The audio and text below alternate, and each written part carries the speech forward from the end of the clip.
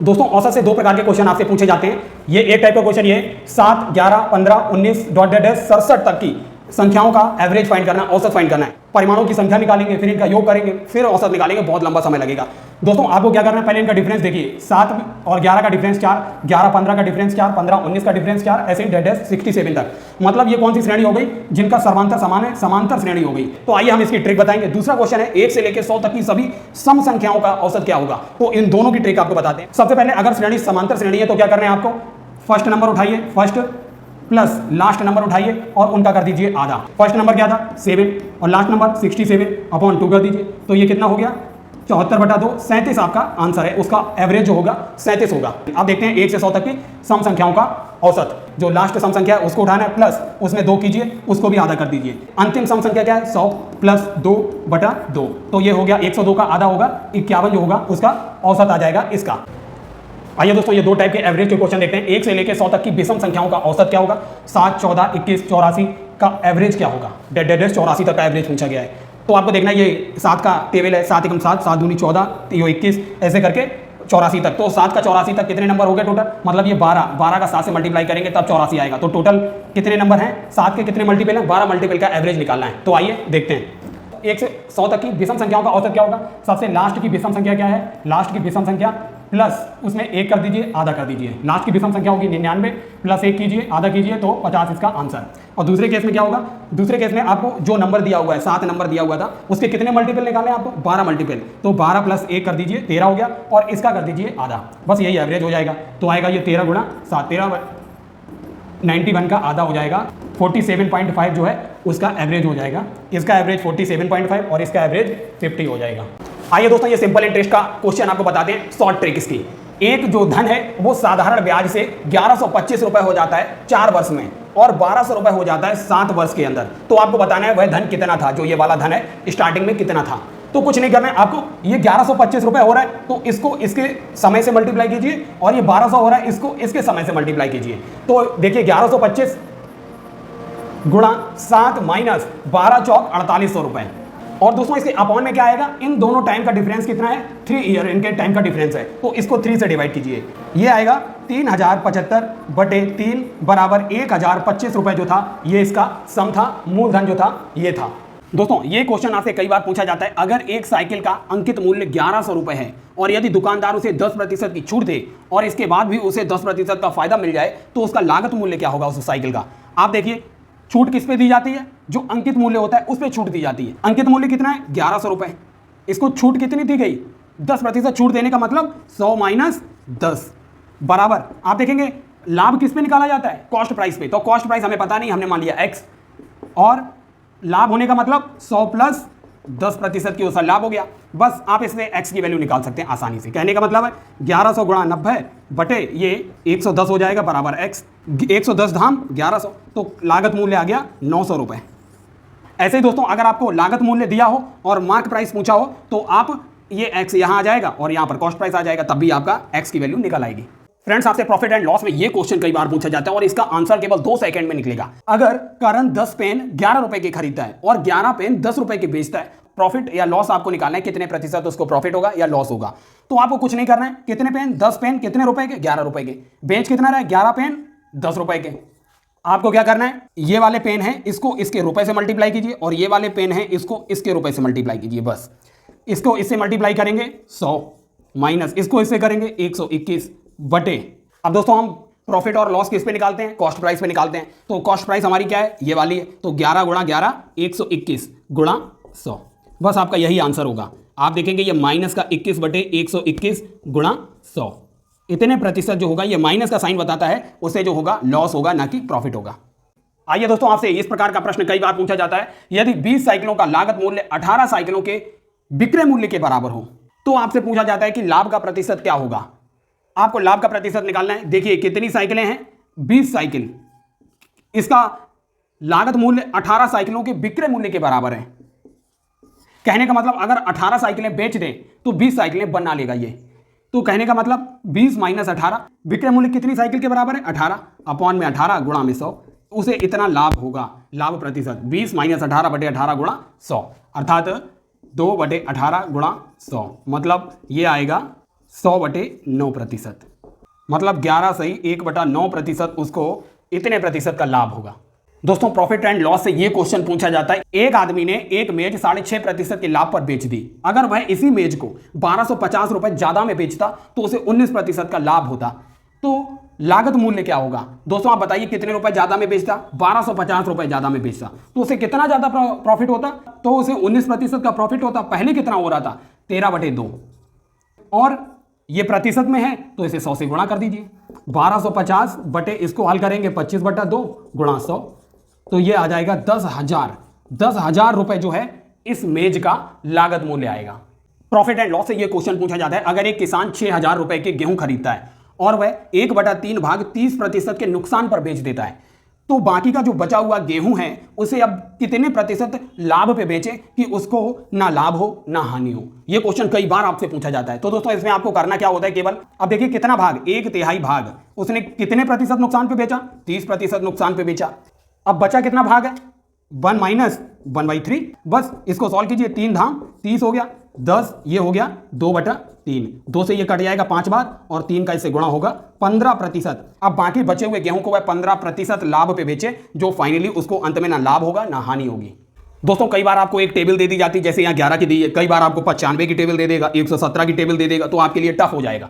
इसमें कहता है 11, 22, 33, 44, 55, 66 और 121 तक के नंबर का आपको औसत बताना होता है। तो दोस्तों अगर यहां पर 117, 119 इस टाइप की टेबल देगा तो आपको काफी समय लगेगा। तो हम आपको एक ट्रिक बताते हैं, एक ट्रिक के माध्यम से आप केवल इसका आंसर 2 सेकंड में निकाल देंगे। सबसे पहले आप देखिए नंबर क्या है जिसकी टेबल दी है, 11, यहां लिख लीजिए 11। कितने इसके मल्टीपल हैं जिसकी आपको वो निकालना है औसत? 121 तक, अर्थात 11 × 11 121 होता है, मतलब 11 नंबर तक की आपको एवरेज निकालना है। तो कितने नंबर है? 11, 11 में 1 जोड़ दीजिए और इसको कर दीजिए आधा, मतलब 11 × 12/2, तो 66 आपका आंसर आ जाएगा। दोस्तों अगर ये क्वेश्चन आपके एग्जाम में आ जाए और इसका औसत पूछे तो दोस्तों आपके कम से कम 3 से 4 मिनट जाना तय है। क्यों? क्योंकि यहाँ पे 5, 8, 11, 14 और डेड करके 717 नंबर तक ये दिया हुआ है। तो आपको सबसे पहले इसमें परिमाणों की संख्या निकालनी पड़ेगी, फिर इनका योग करना पड़ेगा। लगभग अगर आप ये करने जाएंगे तो कम से कम 30 मिनट का समय लगेगा आपको। लेकिन यहाँ दोस्तों आपको क्या करना है, ये एक श्रेणी दी हुई है जिसे समांतर श्रेणी कहते हैं। समांतर श्रेणी आपको कैसे पता चलेगा? इनका डिफरेंस देख लीजिए, 8 में से 5 गया 3, 11 में से 8 गया 3, 14 में से 11 गया 3, ऐसे ही करके ये डेड करके दिया हुआ है 717 तक। तो अगर श्रेणी समांतर श्रेणी है तो आपको क्या करना है, पहला नंबर उठा लीजिए 5 और सबसे अंतिम नंबर क्या है 717, इन दोनों को जोड़िए, आधा कर दीजिए, तो 361 आपको आंसर मिल जाएगा, इसका औसत मिल जाएगा। दोस्तों औसत से आपके 2 प्रकार के ये प्रश्न पूछे जाते हैं, 1 से लेके 500 तक की सभी ऑड अर्थात विषम संख्याओं का औसत क्या होगा, और 1 से लेके 500 तक की सभी सम संख्याओं का औसत क्या होगा। अब दोस्तों 1 से लेके 500 तक की आप पहले विषम संख्याएं लिखेंगे, उनको जोड़ेंगे और कुल परिमाणों से भाग देंगे, बहुत लंबा समय लगेगा। आपको केवल क्या करना है, सबसे पहला वाला विषम संख्या क्या है 1, और 500 से पहले सबसे अंतिम विषम संख्या क्या होगी 499।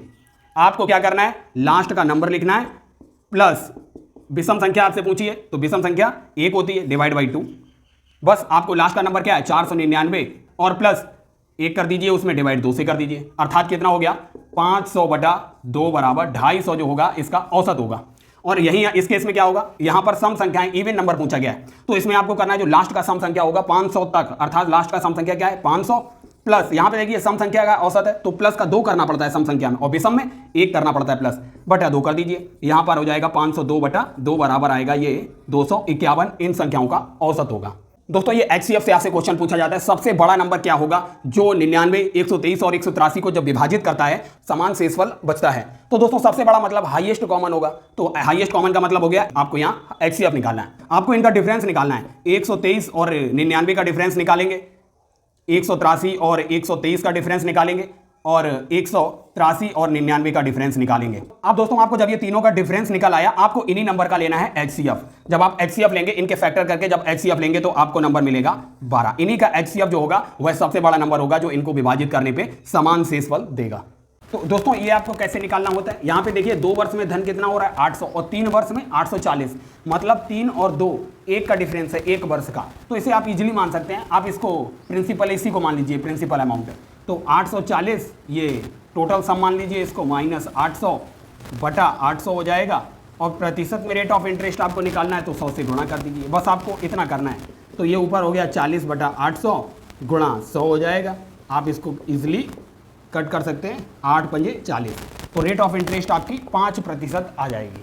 दोस्तों आइए ये कंपाउंड इंटरेस्ट का एक और क्वेश्चन देखते हैं। आपको 5% ब्याज की दर से 2 वर्ष के लिए जो साधारण ब्याज और चक्रवृद्धि ब्याज है उसका अंतर दिया हुआ है 5 रुपये। तो आपको बताना है वह मूलधन कितना होगा। जो एसआई साधारण ब्याज और कंपाउंड इंटरेस्ट चक्रवृद्धि ब्याज का अंतर है वो 5 रुपये है। फिर आपको मूलधन के बारे में बताया है, तो आपको मूलधन बताना है। यहाँ टाइम है 2 वर्ष और जो ब्याज की दर है वो 5% है। जो डिफरेंस होता है वो इक्वल्स टू मूलधन गुणा आर जो रेट ऑफ इंटरेस्ट होती है अपॉन 100 का होल स्क्वायर, क्योंकि यहाँ पे 2 वर्ष का के लिए है ये। तो डिफरेंस कितना दिया है? 5 रुपये दिया है। आपको मूलधन निकालना है, रेट ऑफ इंटरेस्ट 5% दी है, 5/100 हो जाएगा, 5 दूनी 10 और इसका स्क्वायर हो जाएगा। तो यहाँ पर आएगा 5 बराबर पी गुणा ये 20 का स्क्वायर 1/400। तो बस प्रिंसिपल अमाउंट आपके पास आ गया। ये 400 का 5 में गुणा आएगा तो 2000 रुपये जो था मूलधन था। आइए दोस्तों ये क्वेश्चन आपसे कई बार पूछा जाता है, पार्टनरशिप का क्वेश्चन है। ए बी सी अपने धन को 2:3:5 के अनुपात में इन्वेस्ट करते हैं और अंत में वे 5:3:12 के अनुपात में लाभ अर्जित करते हैं। तो आपको वह समय बताना है जिस समय के लिए इन लोगों ने अपना धन इन्वेस्ट किया, तो उस समय का अनुपात बताना है। तो आपको दोस्तों ये बहुत इजी क्वेश्चन है। आपको क्या करना है, जितना अनुपात में उनको लाभ हुआ है, जैसे यहाँ पे देखिए 5:3:12 और जिस अनुपात में उन्होंने मनी इन्वेस्ट की थी आपको यहाँ पे डिवाइड कर देना है। जैसे यहाँ पे 2 तो यहाँ पे 2 से डिवाइड कीजिए, यहाँ पे 3 तो इसे 3 से डिवाइड कीजिए, यहाँ पे 5 तो इसे 5 से डिवाइड कर दीजिए। बस यही है आपका T1 ratio T2 ratio T3, आपको यही मिलेगा। आपको क्या करना है, यहाँ पे देखिए 5 और 2 का एलसीएम होता है 10, तो 10 से न्यूमरेटर में गुणा कर दीजिए। 2 पंजे 10, 5 दूनी 10, तो हो गया 5 पंजे 25:10:24। ये जो है T1 T2 T3 इतने समय अनुपात के लिए उन्होंने अपना धन इन्वेस्ट किया था। आइए दोस्तों पार्टनरशिप का एक और क्वेश्चन देखते हैं। ए बी सी 3 व्यक्ति हैं जो अपने किसी धन को 5:6:8 के समय अनुपात में, ये टाइम का अनुपात दिया है, इतने टाइम अनुपात के लिए इन्वेस्ट करते हैं और 5:3:12 के अनुपात में उनको प्रॉफिट होता है, लाभ होता है। तो आपको बताना है जो उन्होंने ये धन इन्वेस्ट किया था वो किस अनुपात में किया था। तो दोस्तों आप देखिए उनमें प्रॉफिट कितना हुआ है, प्रॉफिट हो रहा है 5:3:12 और ये उन्हें कितने टाइम में हो रहा है। तो ये जो दिया हुआ है ये वाला अनुपात कुछ नहीं करना, आपको डिवाइड कर देना है। 5 दिया है तो 5 से, और 6 को यहाँ रखिए, और 8 जो दिया हुआ है 8 को यहाँ रख दीजिए। बस यही आपको X1 X2 और X3 इन्वेस्टेड मनी का अनुपात है। इसको सॉल्व कर लेंगे आप। अगर न्यूमरेटर में 2 से गुणा करेंगे तो आपको अनुपात मिल जाएगा 2:3 गुणा 2/2 से 2 कैंसिल, 2 से 2 तो आएगा 2:1:3। ये जो है इन्वेस्टेड मनी का अनुपात था। दोस्तों जब ये क्वेश्चन हम सॉल्व करेंगे तो इजी लगेगा, लेकिन जब यही क्वेश्चन एग्जाम में आएगा तो पसीने छुड़ा देगा। ए और बी 2 पाइप किसी टैंक को टी समय में भर देते हैं और जबकि ए अकेला उसी टैंक को जो टी समय लग रहा है इससे 4 मिनट ज़्यादा ले लेता है और बी अकेला इस टी समय से 64 मिनट ज़्यादा ले लेता है। तो आपको इस टी की वैल्यू बताना है कि ए और बी मिलकर उस टैंक को कितने समय में भर रहे होते हैं। तो आपको कुछ नहीं करना है, ए जितना समय ज़्यादा ले रहा है 4 मिनट गुणा बी जितना समय ज़्यादा ले रहा है 64, बस इसको अंडर रूट के अंदर गुणा कीजिए तो ये आ जाएगा 2 गुणा 8, मतलब ए और बी दोनों मिलकर 16 मिनट के अंदर ये टैंक भर दे रहे होंगे। आइए दोस्तों ये 2 क्वेश्चन आपसे पूछे जाते हैं और आप कंफ्यूज हो जाते हैं। ए किसी टैंक को 18 घंटे में भरता है और बी उसी टैंक को 12 घंटे में भरता है। अगर दोनों एक साथ चला दिए जाएं तो कितने घंटे में भरेंगे, ये क्वेश्चन आपको पूछा है। तो ए प्लस बी दोनों कितने घंटे में भरेंगे, जितने घंटे में ए भर रहा है गुणा जितने घंटे में बी भर रहा है बटे ए प्लस बी। बस इसे हल कीजिए, आपको ए प्लस बी दोनों इतने घंटे में भर देंगे। वहीं आपसे दूसरे टाइप का क्वेश्चन होता है, ए किसी टैंक को 5 घंटे में भर देता है, वहीं बी इसी टैंक को 6 घंटे में खाली कर देता है। एक भर रहा है एक खाली कर रहा है, और ए और बी मतलब दोनों पाइप अगर एक साथ खोल दिए जाएं तो टैंक कितने समय में भर जाएगा, एक भर रहा है एक खाली कर रहा है। तो आपको क्या करना है, जो भर रहा है उसका गुणा कीजिए जो खाली कर रहा है बटे 6 - 5 जितने में खाली हो रहा है माइनस जितने में भर रहा है। तो ये 5 छक्का 30 घंटे आ जाएगा, क्योंकि नीचे 1 होगा। 30 घंटे लग जाएंगे जब दोनों पाइप भरने और खाली करने वाले एक साथ खोल दिए जाएंगे। दोस्तों ये 2 क्वेश्चन आपसे पूछे जाते हैं, एक ही टाइप के क्वेश्चन है, 2 तरीके से पूछे जाते हैं। ए किसी काम को 10 दिन में करता है और बी उसी काम को 12 दिन में कर लेता है। तो ए और बी दोनों मिलकर कितने समय में वह काम कर देंगे। वहीं आपको यहाँ ये दे दिया जाता है, ए और बी दोनों मिलकर 12 दिन में करते हैं, ए अकेला 18 दिन में करता है, तो बी अकेला कितने दिन में कर पाएगा। दोनों एक ही टाइप के क्वेश्चन है दोस्तों। आप देखेंगे ए किसी काम को 10 दिन में कर रहा है और बी 12 दिन में। तो आपको क्या करना है, दोनों मिलके कितने दिन में निपटाएंगे, 10 गुणा 12 कर दीजिए अपॉन 10 + 12 कर दीजिए। तो ये हो जाएगा 10 गुणा 12 बटे 22 हो जाएगा। इतने दिन में ये खत्म कर देंगे काम। और यहाँ ए और बी दोनों को दिया हुआ है 12 दिन में करेंगे और ए अकेला 18 दिन में करेगा, तो बी कितने दिन में करेगा। यहाँ भी वही कीजिए, 12 का गुणा 18 से कर दीजिए। अब यहाँ पे नीचे प्लस नहीं करना है, यहाँ माइनस करना है, क्योंकि दोनों का दिया हुआ है 18 - 12। आप इसको हल करेंगे, आपको आंसर मिल जाएगा। आइए दोस्तों, ए से रिलेटेड ये प्रॉब्लम देखते हैं। करण की वर्तमान आयु 5 गुना है शिवम से। 10 वर्ष के पश्चात करण 3 गुना बड़ा होगा शिवम से। तो शिवम और करण की वर्तमान आयु बताना है। आपको कुछ नहीं करना है, एम, एन और टी बिल्कुल अल्फाबेटिकल ऑर्डर में रख लीजिए। सबसे पहले देखिए करण कितना बड़ा है, 5 गुना बड़ा है, तो एम की वैल्यू 5। अब टाइम दिया 10 वर्ष के पश्चात, तो टी का वैल्यू 10 रख दीजिए। कितना गुना हो जाएगा, 3 गुना, तो 3 रख दीजिए। बस आपको एक फॉर्मूला याद रख लेना है। अगर आपको बड़े की आयु निकालना है तो टी गुणा n-1 अपॉन m-n। एक फॉर्मूला ये याद रख लीजिए, अगर आपको बड़े की आयु निकालना है तो यहाँ पे m से मल्टीप्लाई कर दीजिए, और आपको छोटी की आयु निकालना है तो कुछ भी नहीं करना है, केवल यही formula t into n-1 upon m-n रख देना। m की वैल्यू कितना है, यहाँ पे देखिए 5 है, t की वैल्यू 10 है, n-1 मतलब 3-1 2, और बटे m-n कितना हो जाएगा, 5 - 3 2, तो 10 पंजे 50, ये 2 से 2 कैंसिल हो गया। तो 50 वर्ष जो है वो करण है वर्तमान आयु, और शिवम की जो वर्तमान आयु जो होगी वो जो हो जाएगी, इसमें आप m को हटा लीजिए, m जो है 5 है, तो उसकी आयु वर्तमान आयु 10 वर्ष हो जाएगी। दोस्तों किसी काम को x और y मिलकर करने में जितना समय लेते हैं, x अकेला उनसे 9 दिन ज़्यादा ले लेता है, वहीं y जो है उसी काम के लिए x और y दोनों जितने समय में पूरा करते हैं उनसे 16 दिन ज़्यादा ले लेता है समय। तो बताना है x और y दोनों मिलकर उस काम को कितने दिन में खत्म कर देंगे। x और y दोनों मिलकर उस काम को, देखिए x कितना दिन ज़्यादा ले रहा है, 9 दिन ज़्यादा ले रहा है, y कितने दिन ज़्यादा ले रहा है, 16 दिन ज़्यादा ले रहा है, तो ये आंसर आएगा 144 अंडर रूट में, मतलब x और y इसी काम के लिए 12 दिन ले रहे होंगे। आइए दोस्तों, ये क्वेश्चन आपसे कई बार एग्जाम में पूछा जाता है। एक पुलिसमैन एक चोर को 50 मीटर की दूरी पर देख लेता है और वह उसे पकड़ने के लिए 4 मीटर प्रति सेकंड के हिसाब से दौड़ता है। यदि चोर भी 2 मीटर प्रति सेकंड के हिसाब से दौड़े तो चोर को पुलिस कितनी दूरी पर जाकर पकड़ लेगी। दोस्तों ये क्वेश्चन आप 2 सेकंड के अंदर सॉल्व करेंगे, तो आपको दूरी निकालना है। दूरी के लिए आपको सिंपल सा फॉर्मूला लगाना है। आपको क्या करना है, देखिए कितनी दूरी पर देखा था पुलिसमैन ने, 50 मीटर दूरी पे देखा था। आप इसको केवल गुणा कर दीजिए। चोर की गति क्या है, 2 बटे इन दोनों की गति का अंतर कितना है। देखिए पुलिसमैन 4 से दौड़ रहा है और चोर 2 से दौड़ रहा है। बस इसे सॉल्व कीजिए, आपको डिस्टेंस मिल जाएगी। 50 गुणा 2/2 अर्थात 50 मीटर की दूरी पे जाके पुलिसमैन इस चोर को पकड़ लेगा। आइए दोस्तों, ये एक लंबा चौड़ा क्वेश्चन कई बार आपसे पूछा जाता है कि 2 व्यक्ति हैं, एक P और एक Q। P Q की ओर चलता है, Q P की ओर चलता है, और जब ये दोनों चलते हैं तो एक बिंदु R पर आकर मिल जाते हैं। R पर मिलने के बाद ये जो बची हुई दूरी है, P जो है वो 9 घंटे में तय कर लेता है, वहीं Q जो है ये बची हुई दूरी 4 घंटे में तय कर लेता है। तो आपको P का स्पीड ऑफ P और स्पीड ऑफ Q का रेशियो पूछा जाता है कि इसका रेशियो क्या होगा। दोस्तों आपको पता है, तो चाल बराबर क्या होता है, चाल बराबर दूरी बटे समय होता है। तो बस आप देखिए, जो स्पीड ऑफ P होगी और स्पीड ऑफ Q का रेशियो जो होगा, तो Q को कितना टाइम लग रहा है दूरी कवर करने में, 4, और P को कितना टाइम लग रहा है, 9 घंटे। बस अंडर रूट से बाहर लाइए, 2:3, तो P और Q की स्पीड का अनुपात 2:3 होगा। दोस्तों एक ट्रेन जब बिना किसी स्टॉप के चलती है, उसकी एवरेज चाल जो आती है वो 54 किलोमीटर प्रति घंटा आती है। लेकिन जब वही ट्रेन एक स्टॉपेज पर रुकती है और उसके बाद चलती है, तो उसकी औसत चाल जो आती है वो 45 किलोमीटर प्रति घंटा आती है। तो दोस्तों पूछ रहा है वह जिस स्टॉप पे रुकी तो वह कितने समय के लिए वह स्टॉपेज पे रुकी। तो दोस्तों इस टाइप के क्वेश्चन को निकालने के लिए आपको वह टाइम पूछ रहा है, कितनी देर रुकी। तो टाइम को निकालने के लिए आप देखिए दोनों की एवरेज स्पीड में कितना डिफरेंस है, 54 - 45 बटे बिना रुके कितनी चल रही है औसत चाल, 54। बस इसे हल कीजिए, आपको आंसर मिल जाएगा। ऊपर आएगा 9/54, तो ये आएगा 9 छक्का 54। तो ये 1/6 घंटा है। इसे मिनट में बदलने के लिए 60 का गुणा कीजिए, तो ये 10 मिनट, मतलब ये स्टॉपेज पे कितना रुकी ट्रेन, 10 मिनट ये स्टॉपेज पे रुकती है। दोस्तों ये ट्रेन से रिलेटेड प्रॉब्लम आपसे कई बार पूछी जाती है। एक 250 मीटर लंबी ट्रेन है, 350 मीटर लंबे प्लेटफॉर्म को 50 सेकंड में पार कर लेती है। तो यही ट्रेन 230 मीटर लंबे प्लेटफॉर्म को कितने टाइम में पास करेगी। तो दोस्तों काफी इजी है। अगर दोस्तों चाल कांस्टेंट होती है तो दूरी जो है वो समय के समानुपाती होती है। तो वो देखिए यहाँ पर दूरी कितनी चलेगी, ट्रेन की लंबाई प्लस प्लेटफॉर्म की लंबाई, तो टोटल ये हो जाएगी 600 मीटर दूरी। 600 मीटर दूरी वो कितने समय में चल रही है, 50 सेकंड में। और यहाँ इस केस में कितनी हो जाएगी, ये हो जाएगी 480 मीटर। तो मान लीजिए ये टी सेकंड में चलेगी। आपको क्या करना है, ये क्रॉस मल्टीप्लाई कर दीजिए, 50 का 480 से बराबर 600 का टी से, बस आपको आंसर मिल जाएगा।